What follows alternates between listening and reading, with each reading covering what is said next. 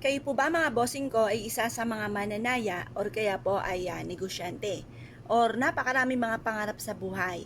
Bukod po sa inyo pong pagiging masipag, ay mainam na masubukan nyo po ito upang sa ganon, kung ano man po yung mga pinapangarap po ninyo, ay kaagad ninyo itong makamtan.